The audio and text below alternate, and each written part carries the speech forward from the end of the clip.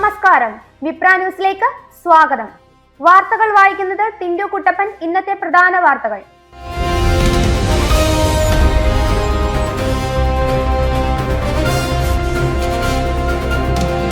സംസ്ഥാനത്ത് ഇന്ന് കൂടുതൽ ജില്ലകളിൽ ശക്തമായ മഴയ്ക്ക് സാധ്യതയെന്ന് കേന്ദ്ര കാലാവസ്ഥാ വകുപ്പിന്റെ മുന്നറിയിപ്പ്. അടുത്ത 5 ദിവസത്തേക്ക് മഴ തുടരുമെന്നാണ് വിലയിരുത്തൽ. 8 ജില്ലകളിൽ ഇന്ന് യെല്ലോ അലർട്ട് പ്രഖ്യാപിച്ചിട്ടുണ്ട്. ഇടിമിന്നലോട് കൂടിയ മഴയ്ക്കും ശക്തമായ കാറ്റിനും മുന്നറിയിപ്പുണ്ട്. നാളെ തെക്കൻ കേരളത്തിലെ 3 ജില്ലകളിലും ശക്തമായ മഴയ്ക്ക് മുന്നറിയിപ്പുണ്ട്. ഇന്ന് ആലപ്പുഴ, കോട്ടയം, ഇടുക്കി, എറണാകുളം, തൃശൂർ, കോഴിക്കോട്, വയനാട്, കണ്ണൂർ ജില്ലകളിലും ഞായർ കൊല്ലം, പത്തനംതിട്ട, ആലപ്പുഴ ജില്ലകളിലും തിങ്കൾ ഇടുക്കി, പാലക്കാട്, മലപ്പുറം എന്നീ ജില്ലകളിലുമാണ് മഞ്ഞ അലർട്ട് പ്രഖ്യാപിച്ചിട്ടുള്ളത്. ഒറ്റപ്പെട്ട ശക്തമായ മഴയ്ക്കുള്ള സാധ്യതയാണ് പ്രവചിക്കപ്പെട്ടിരിക്കുന്നത്. ബംഗളൂരു മലയാളി നഴ്സിംഗ് വിദ്യാർത്ഥി ആദിത്യന്റെ മരണത്തിന് പിന്നാലെ കൂടുതൽ വിദ്യാർത്ഥികൾ പഠനം ഉപേക്ഷിച്ചു.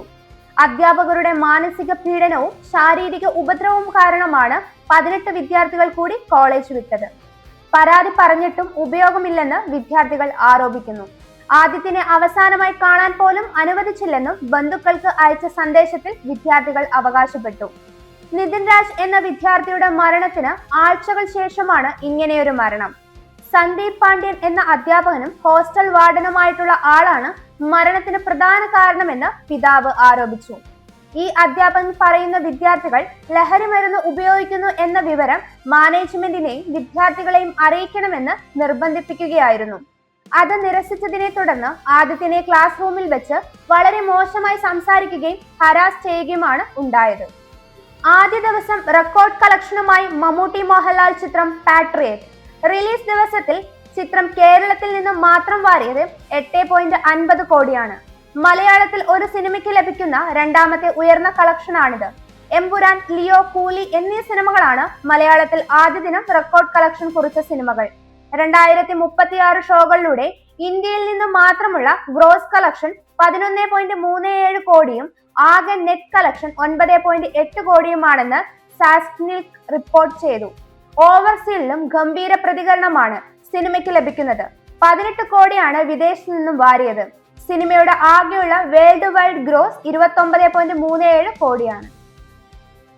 യുദ്ധം പുനരാരംഭിക്കാൻ സാധ്യത. ഇറാനെതിരെയുള്ള US-ഇസ്രായേൽ യുദ്ധം പുനരാരംഭിക്കാൻ സാധ്യതയുണ്ടെന്ന് ഇറാന്റെ സായുധ സേന പറഞ്ഞു. US ഒരു കരാറിലോ ഉടമ്പടികളിലോ പ്രതിജ്ഞാബദ്ധമല്ലെന്ന് തെളിവുകൾ കാണിക്കുന്നു എന്ന് അവകാശപ്പെട്ടു. ഇറാനിലെ ഫാസ് വാർത്താ ഏജൻസി നടത്തിയ പ്രസ്താവനയിലാണ് സൈനിക ആസ്ഥാന ഡെപ്യൂട്ടി മുഹമ്മദ് ജാഫർ അസദി ഇക്കാര്യം പറഞ്ഞത്. US ഉദ്യോഗസ്ഥരുടെ സമീപകാല നടപടികളും പ്രസ്താവനകളും നയതന്ത്ര ധാരണകളോടുള്ള പ്രതിബദ്ധതയുടെ അഭാവത്തെയാണ് സൂചിപ്പിക്കുന്നതെന്ന് അദ്ദേഹം ആരോപിച്ചു. ഇന്ത്യൻ പ്രീമിയർ ലീഗിലെ ഡൽഹി ക്യാപിറ്റൽസ് രാജസ്ഥാൻ റോയൽസ് പോരാട്ടത്തിനിടെ ഗ്രൗണ്ടിൽ വെച്ച് ഏറ്റുമുട്ടി രവീന്ദ്ര ജഡേജയും കുൽദീപ് യാദവും. രാജസ്ഥാൻ താരം രവീന്ദ്ര ജഡേജ ബാറ്റിംഗിനെത്തിയപ്പോഴാണ് ഇരുവരും തമ്മിൽ തമാശ രൂപത്തിൽ ഗ്രൗണ്ടിൽ നേർക്കുനേർ വന്നത്. രാജസ്ഥാൻ ഇന്നിംഗ്സിൽ ധ്രുവ് ജുറൽ പുറത്തായതിനു പിന്നാലെ 12ാം ഓവറിൽ ജഡേജ ബാറ്റിംഗിനിറങ്ങി.